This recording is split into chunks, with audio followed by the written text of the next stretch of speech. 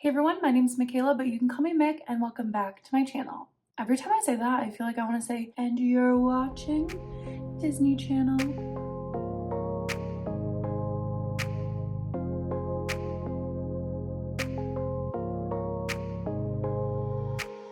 I wanted to do a fun video today, and I like watching the ranking videos on YouTube, so I thought it'd be fun to tier rank book tropes while also talking about the tropification of books. Say that 10 times fast. I don't know. Thought it'd be fun. Book tropes are not new. They've been around for a really long time. And I think the discourse about tropes has really picked up speed because it's now become a main marketing tactic thanks to platforms like BookTok and even Instagram Reels. It's become kind of this foundation in how we talk about books. It's either used in the marketing tactics or people are literally asking, wait, does this book have the one bed trope? And I won't read it if it doesn't. So I think the tropification of books have kind of altered our view on reading a bit, but tropes themselves are not new. And I still like tropes. Books of Leo has a really great video on this topic, and I watched it a while ago, but she really breaks down why tropes have been around forever and why we actually do like them. And it all stems back to the fact that we like, as humanity, to read pretty much similar story structures over and over and over again. We are okay with retellings. We like the reuse of particular things in our books, which are tropes. There's also a negative side to tropes, and I want to talk about that while ranking them. Okay, let's go ahead and open up my tier ranker. I did make this one, but I used like a couple lists of common tropes. Okay, so the first one that we have is friends to lovers. We're starting off controversially. I don't know if everyone's gonna love me for this. I don't know if everyone's gonna hate me for this, but I'm not the biggest fan of friends to lovers. I think it depends. Yeah, and I think I'm gonna have to put it in I need more info. I really enjoy a sapphic friends to lovers. Straight friends to lovers, not as much. Like, especially like the childhood friends to lovers, it just doesn't do it for me. Will I read it? Yeah.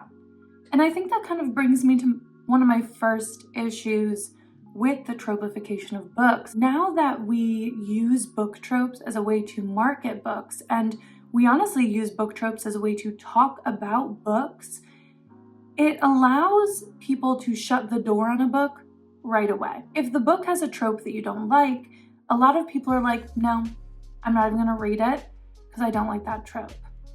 But you could be missing out on something special, or hopefully something bigger than the trope in the book. So I will still read Friends to Lovers.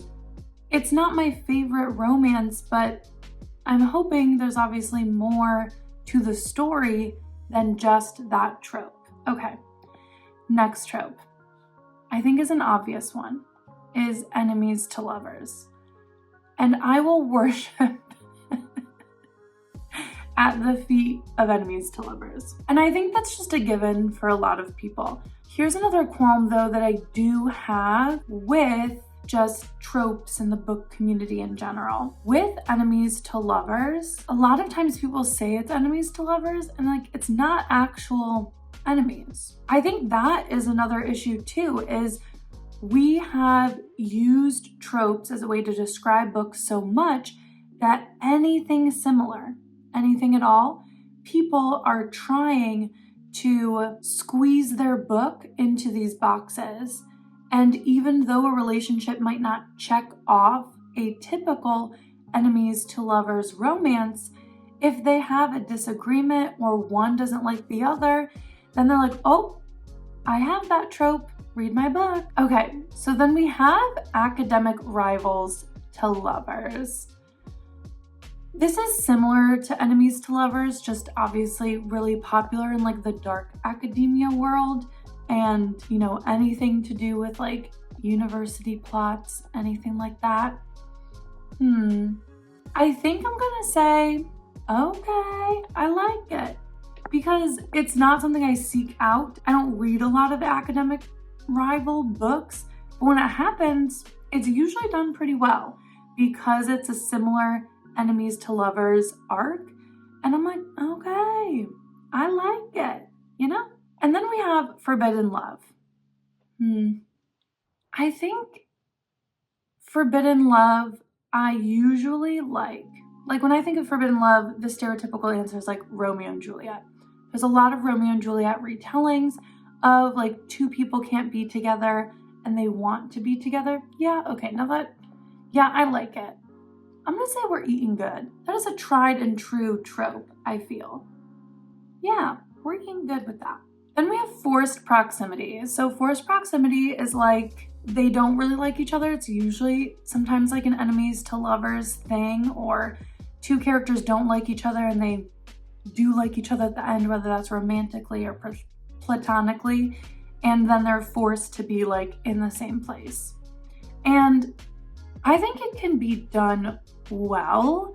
I'll say, okay, I like it. Like, it's usually like a nice surprise. Like, usually, again, it goes along with the enemies to lovers trope, and I'm usually okay with it.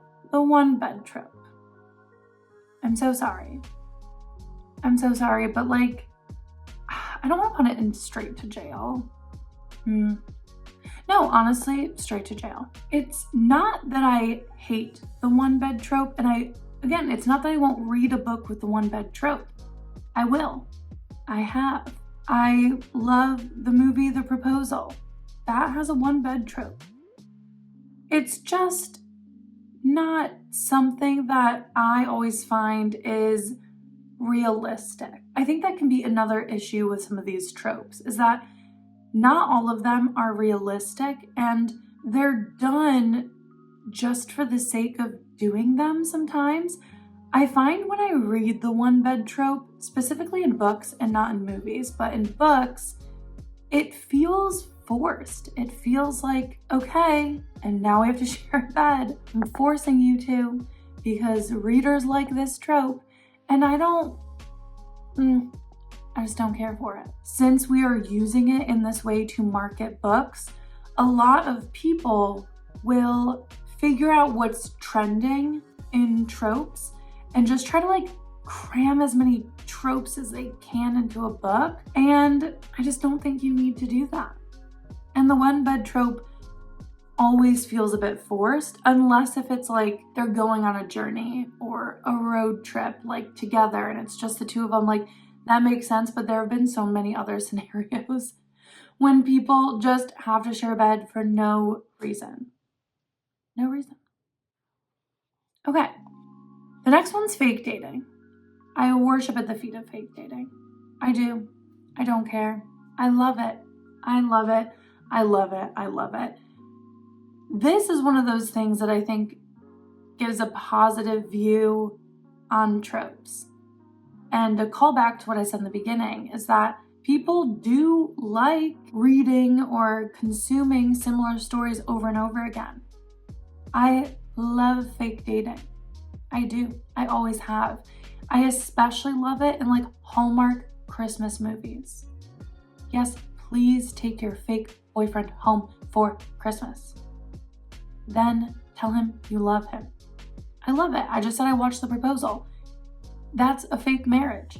Fake dating, all of it. So I think that can be a positive for tropes, is like, yeah, there are a lot of people who like enemies to lovers, like fake dating, and they do want to read a story that has that element.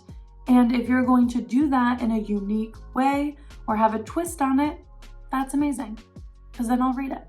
This is about to be so controversial, and I'm about to really expose myself to you guys, like really bad. And I'm apologizing in advance. Okay. But fated mates is straight to jail for me. I still read books with this trope, and it's very common in like the paranormal world where there are werewolves usually, or in Sarah J. Maas books for some reason. People have a fated mate all the time. But if you are gonna force me to read the word mate at least 5 times on every single page, why? Straight to jail. Stop calling them your mate.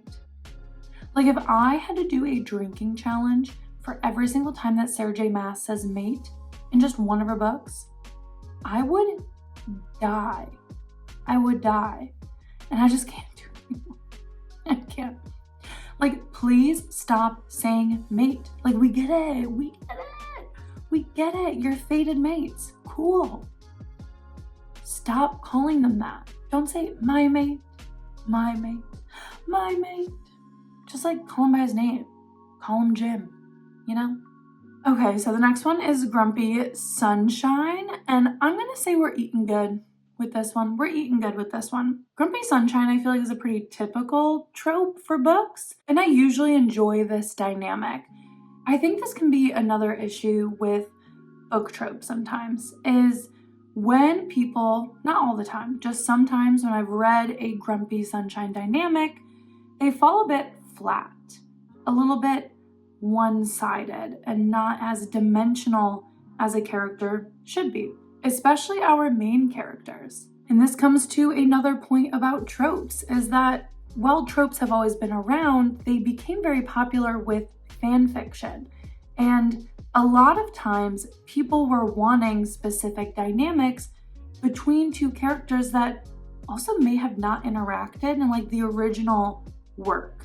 So they would take a grumpy character and mash them together with a sunshine character and kind of explore that relationship.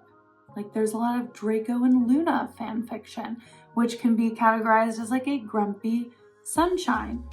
I think the reason why Grumpy Sunshine works, though, or when it works, is when we really understand why this person is so grumpy and why this other person is this like ray of sunshine. If it's just, well, that's who they are, it's not, I don't know, just kind of falls flat. I think that can be another danger of tropes. If you are interested in that dynamic and you want to write that dynamic, I highly suggest just making sure you're rounding out the character.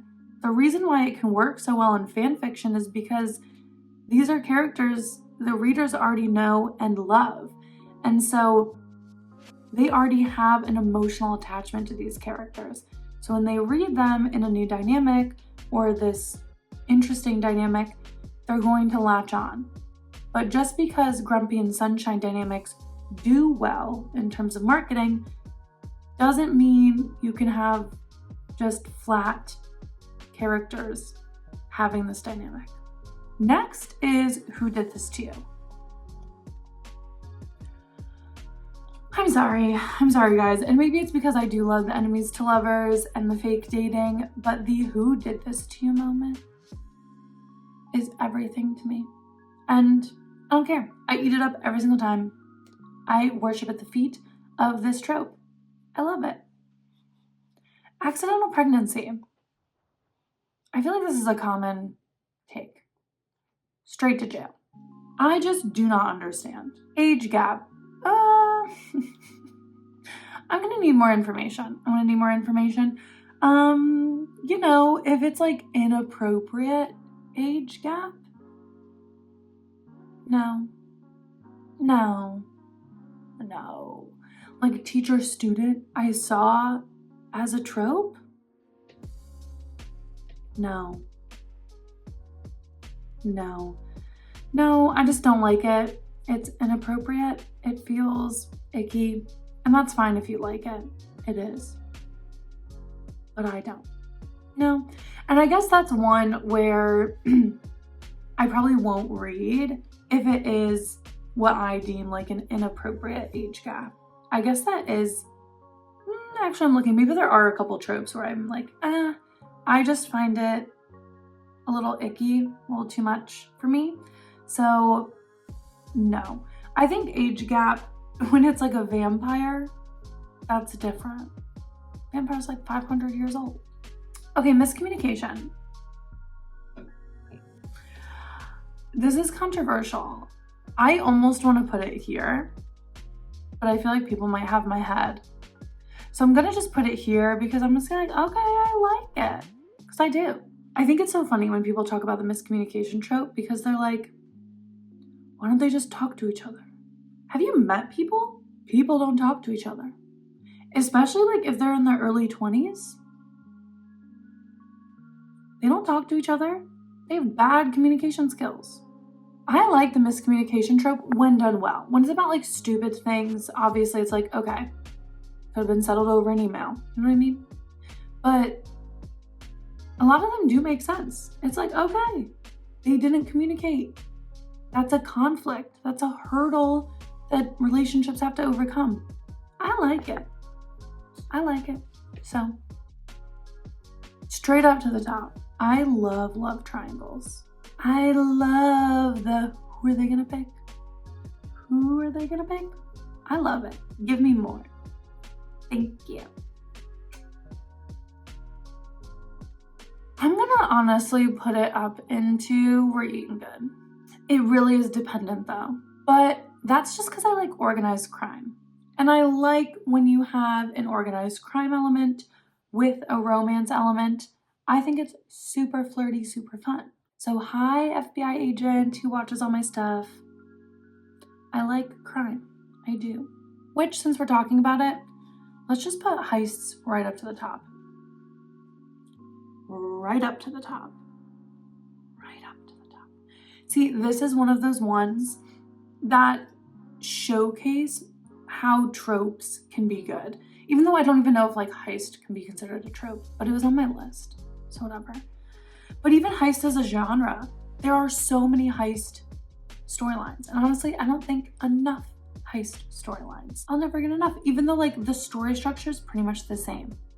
You gather the team, you train the team, you execute the heist, things go wrong and they either get away with it or they don't. And I love it. I eat it up every single time. Okay. Stockholm Syndrome. Straight to jail for me. So sorry. Straight to jail. No. I know a lot of people love like the really, really dark books. And that's okay. That's okay. You can love it. I do not. Okay, cowboy romance. Honestly, we're eating good. We're eating good. I put this on the list because I feel like this is something to talk about with tropes, is like this is like a really big trend right now in romance. We have a lot of new books that talk about cowboys and I love that for everyone. Sure, like it's like the same as like small town romance kind of always fits in this vibe as well because there's always some sort of cowboy or horse riding person. I'm okay with this trend. And that's something to remember too, is like, since now tropes and marketing have become so infused, like these are trends. And so I think when they're done well, amazing, love it.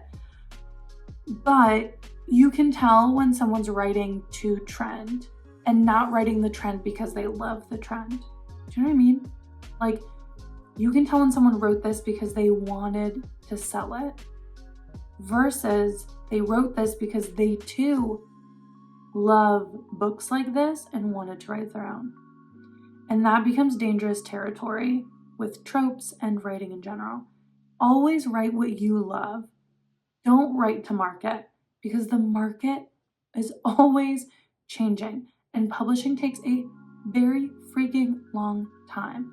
So write what you love because there's always going to be readers for it, evidenced by the book trope tier ranking lists. Okay, and then we have brother's best friend. We're eating good. We're eating good. I kind of love this one. I don't know.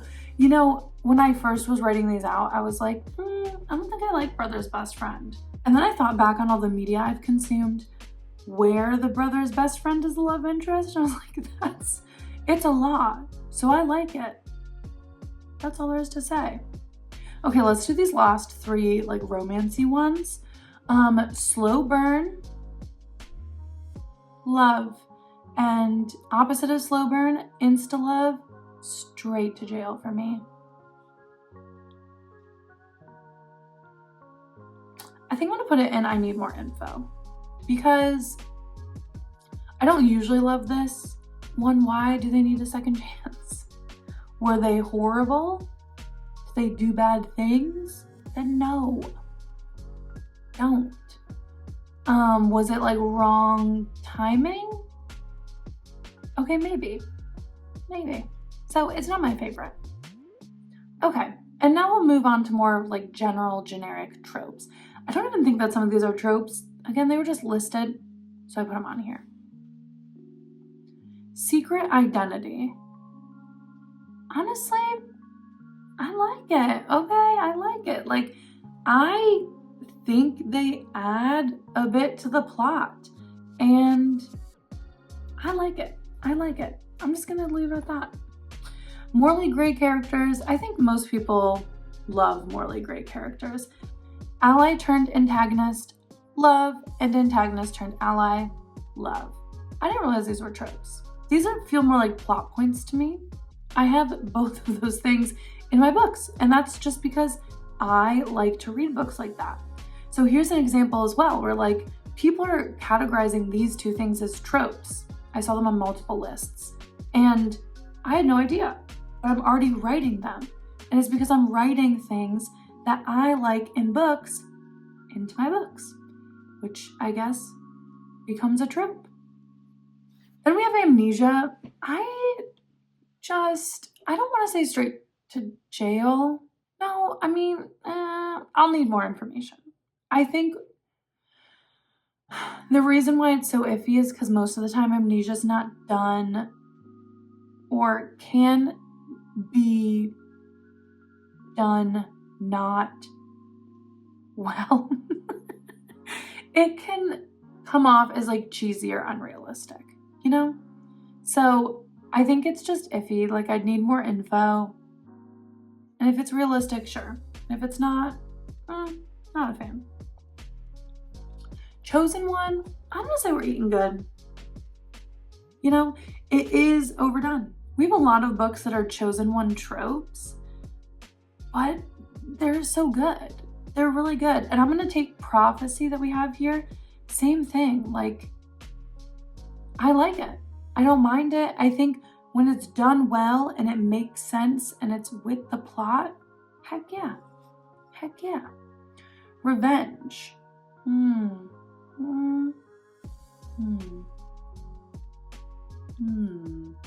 Yeah, I mostly like revenge. What's funny about like the general ones is I didn't realize these were tropes. I think that's another thing to talk about with the tropification of books, is that I associate tropes a lot with romance books.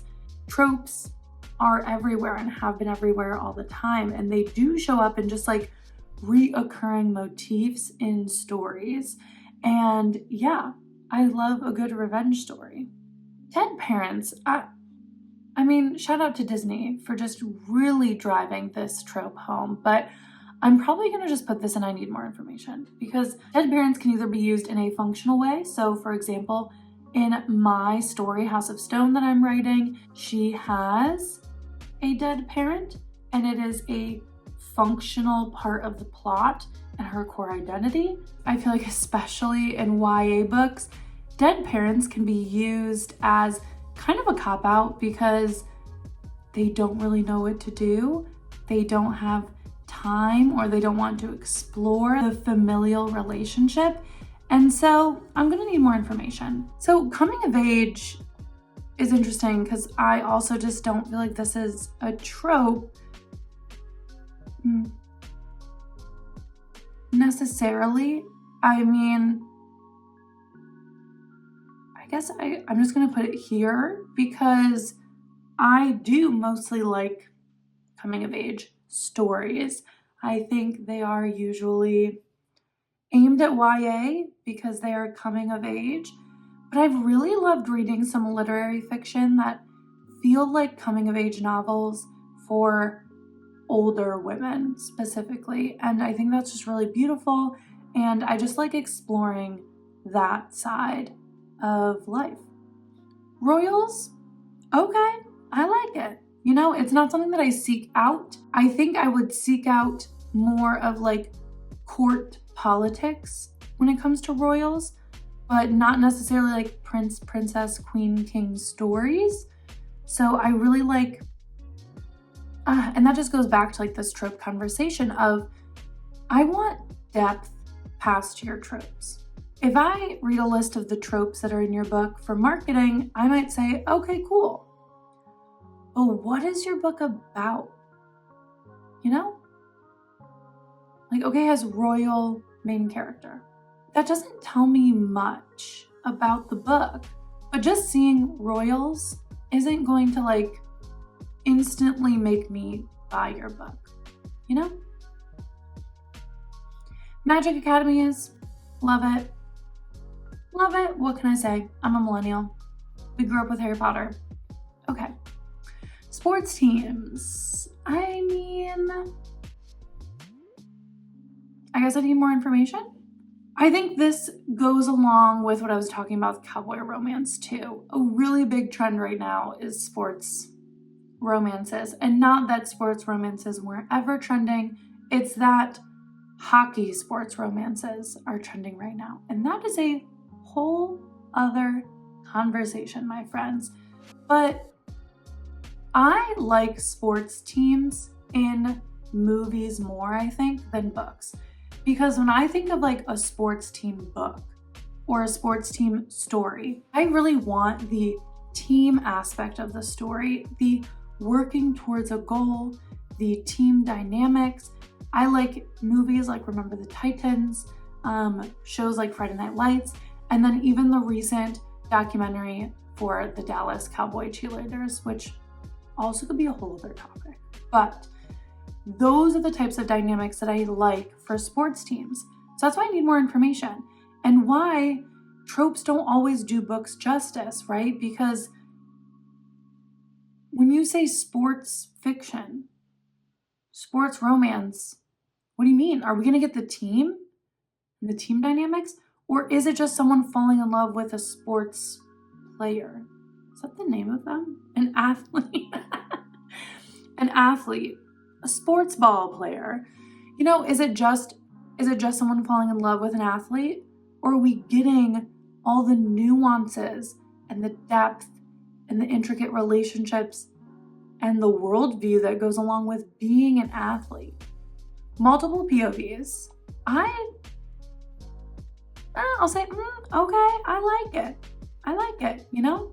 It's not something I seek out. It's not something I say no to. I usually like it, and I usually think it's well done.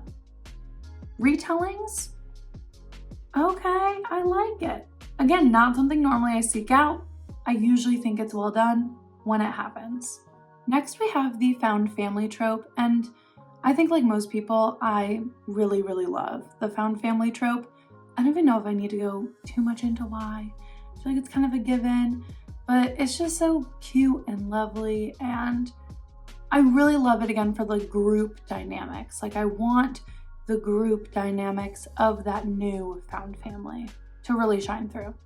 Then we have mixed media, so that's like letters or when they like show tweets or text messages or printouts of newspaper articles, and I like it. Like, okay, I like it. I think it's fun. Road trip, I think I need more information because a road trip book, if that's the whole thing that we're doing is the road trip, I think I need to know why we're road tripping before I would pick up the book. I'm not always a big fan of road trips, so yeah, I just need more context. And that goes back to sometimes like when we market with tropes, I just need more. Like, okay, we have a road trip. Is that the whole book? Is that a part of the book? What are we road tripping for? What is the context? I gotta know. The main character dies at the end. I feel like I'm gonna put it in okay, I like it, just because I think when it's done well, it's okay. And it's usually done with a purpose, so I'm gonna say okay, I like it. Training montage, okay, I like it. I think a lot of like fantasy books have this, and redemption arc, amazing. Corruption arc, amazing. I mean, we love character arcs, and I like when a character can be bad at the beginning but redeemed at the end, or vice versa. And the last one, we have surprise, I'm not dead. This one is super hard for me because sometimes I get annoyed when characters aren't really dead, but then sometimes I like it. I'm gonna say, ooh, I like it, because I usually end up liking it, which I know a lot of people don't love. I think that it can be used a little bit too often as like a cop-out and like using up my emotional capital, really. But then if it works within the context of the story and it makes sense to bring them back, I'm a fan. Okay, so here are all of my tropes tier ranked out. If you want to listen to more people talk about the tropification of books in a way more obviously researched way, since this was just kind of a friend chat while I ranked some tropes, here are some videos that I suggest you checking out. And now let's talk about my super secret project. Okay, so I have been working on a super secret project for a little bit now, and I am so excited to finally share with you guys what it is. The launch date for this project should be Monday, September 23rd, and I am launching a podcast. Some of you have already guessed that. It wasn't that super secret, but I am really, really excited about it. The podcast is called Pen to Pod, where we will be talking to authors about their writing journeys. And so far it has been amazing, guys. The conversations I've been having have been so incredibly exciting for me, and I hope they're going to be incredibly exciting for you. I will be interviewing indie published authors, traditionally published authors, and people in the writing world. I'm really excited to bring this resource to all of you.